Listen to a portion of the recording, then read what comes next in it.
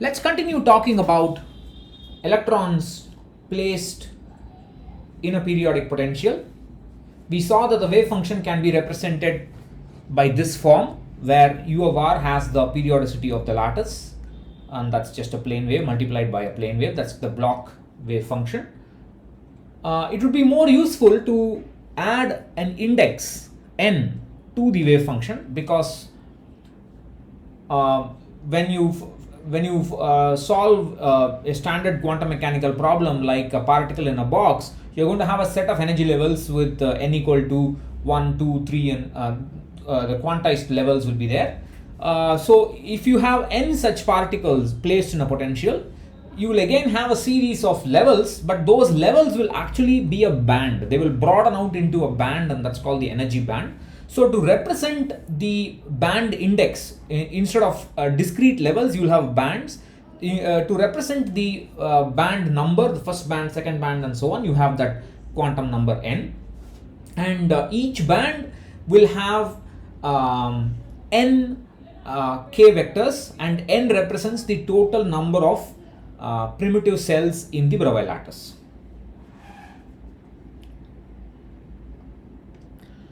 Now, any k vector or any wave vector that is outside the first Brillouin zone, remember the first Brillouin zone is, or the Brillouin zone is basically the Wigner-site cell in the reciprocal space, and any wave vector which is found outside the first Brillouin zone, we'll call it as first BZ, can be brought back inside the first Brillouin zone by either adding or subtracting a reciprocal lattice vector, which is capital K, because the Bloch's theorem will hold good for any wave vector that differs by a reciprocal lattice vector. So if I have a wave function psi n k, but that will be equal to the wave function psi n k plus a reciprocal lattice vector or minus a reciprocal lattice vector, and the energies will also be the same. That's because of the lattice periodicity. So that's called the reduced zone method, where you take a wave vector k prime and you shift it inside the first Brillouin zone, and you bring it to k. And similarly, you can take any point A here and shift it exactly by the length of one reciprocal lattice vector. That's basically the extent of the first Brillouin zone, and it will become A prime. However, if you remember our Born-von Karman boundary conditions, A and A prime are not different points. We said that when the wave exits this point, the wave will also simultaneously enter. So when you count the number of k points, A and A prime will be counted as 1. Now, the first thing we should appreciate is that the wave vector in the Bloch wave function, it does not represent momentum. In the free electron case, the wave vector multiplied by h cross gave you the momentum. It was an eigenvalue of the momentum operator. But in this case, when you try to operate the momentum operator on the Bloch wave function, you do not get an eigenvalue, and you get that form. So it's important to understand that in a crystal, the wave vector is a parameter representing the translational symmetry of a Bravais lattice, whereas for free electron, the wave vector is actually a quantum number representing the translational symmetry of free space. So there's a big difference. It's often called as crystal momentum instead of momentum. So now this form of the momentum operator can be written as an effective momentum operator inside a crystal like this, and that you can easily show, and you can insert this into a Hamiltonian to get this kind of a form. Now U of r has got the periodicity of the Bravais lattice, and this is the general Bloch form. Now we can calculate the mean velocity of an electron in a given Bloch level given by indicated by the band index n and wave vector k. This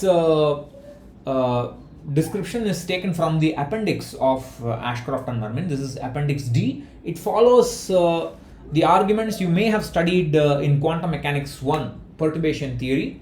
It basically is obtained using perturbation. So you take this expression ENK, which is the band structure. We'll calculate the form of the band structure presently, but we're just going to work with it. And we're going to expand it about some value Q. So it's a very small wave vector. Q is much smaller in magnitude compared to K. So we just do a Taylor expansion about Q and you get that.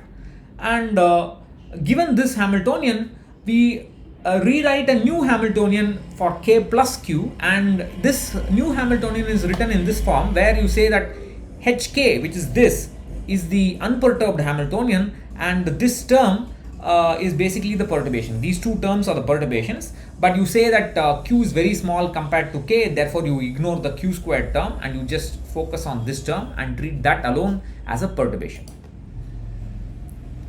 Now you must have studied the basic perturbation results. So that's the unperturbed Hamiltonian and the eigenvalue, and the energy in the presence of a perturbation is given by En0, the unperturbed term, then the first order correction, which is this, and the second order correction, and so on.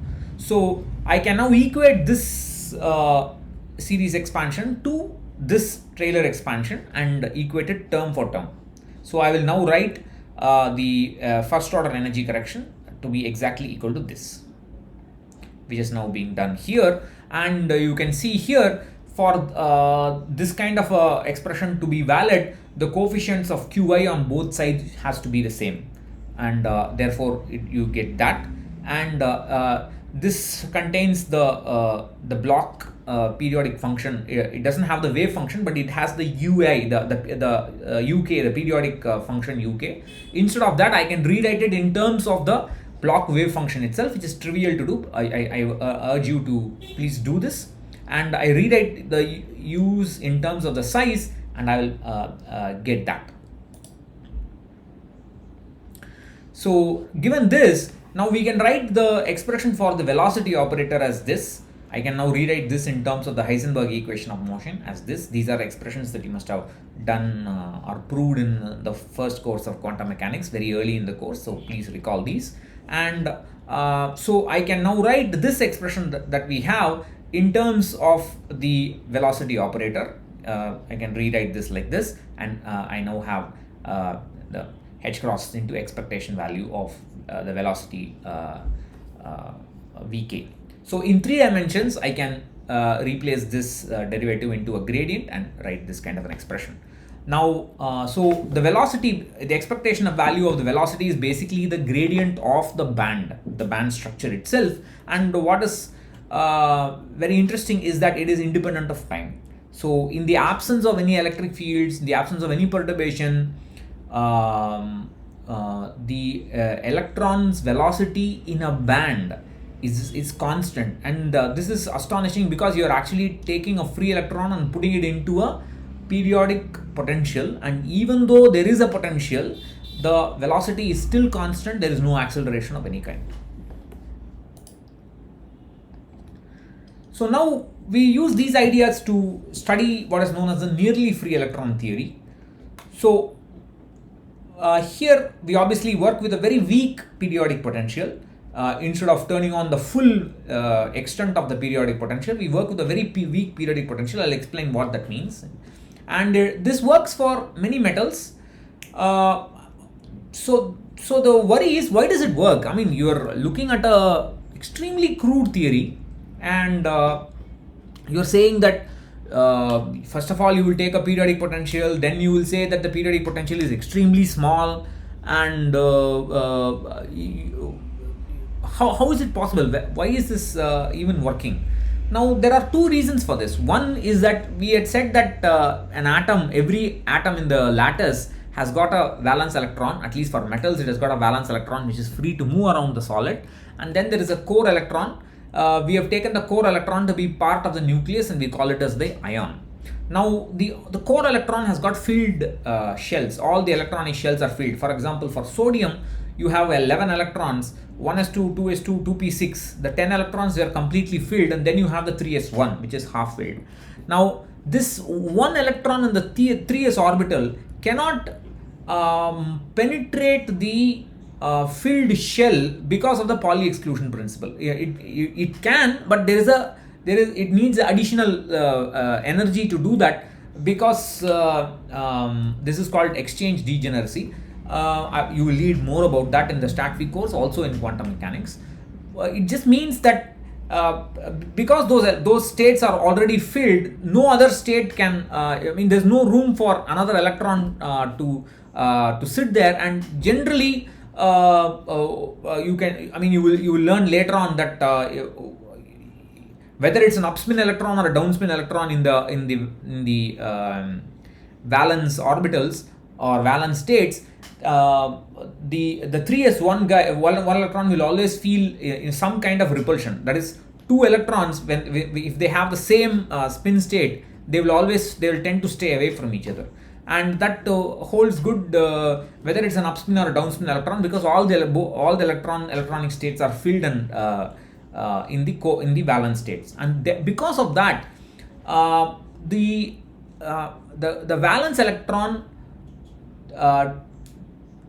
generally doesn't penetrate the core too much, so it stays away from the nucleus. It sees it doesn't feel the full attraction of the nucleus. Much of it is screened by the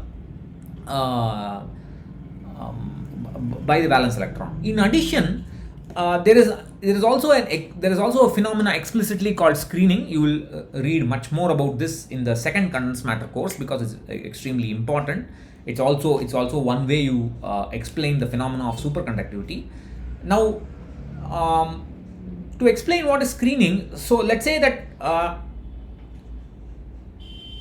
you have two books. Okay, so each of those books are going to have electrons. They're going to have positive charges, negative charges, and so on. But you can, and you know that the electromagnetic force is long range. It's basically it's got an infinite range. But how is it possible for you to place one book on top of each other, or one object on top of each other, or basically you can take your left hand and put it close to your right hand, without the electrons in your left hand repelling the electrons in your right hand? How is it possible? Because you know that there has got to be some attraction or repulsion over infinite distances, because that's the range of the electromagnetic force.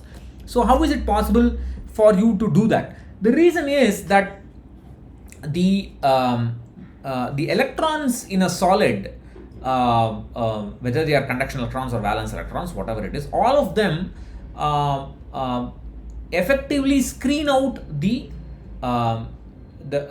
attractive force of the nucleus, and instead of a force that falls off as 1 by r squared, there is an exponential term that gets multiplied, and that's called the Yukawa potential, and it has an exponential decay of the Coulomb attraction or repulsion inside a solid, and because of that, the electromagnetic force inside a solid is extremely short ranged. I mean, it's not as short ranged as the weak force and strong force inside the nucleus, but it's significantly more short range than the standard free charges that are present in outside a solid. And because of that, the effect of the periodic potential is further reduced. One is Pauli exclusion principle, and the other is screening. This is screening is a complex idea. You need to turn on electron-electron interactions. Of course, Pauli exclusion principle also plays a role in screening as well. So that is the reason why you are able to study electrons using an extremely weak periodic potential, as we will be doing now. So in the next video, we will continue about nearly free electron theory and see where it leads us.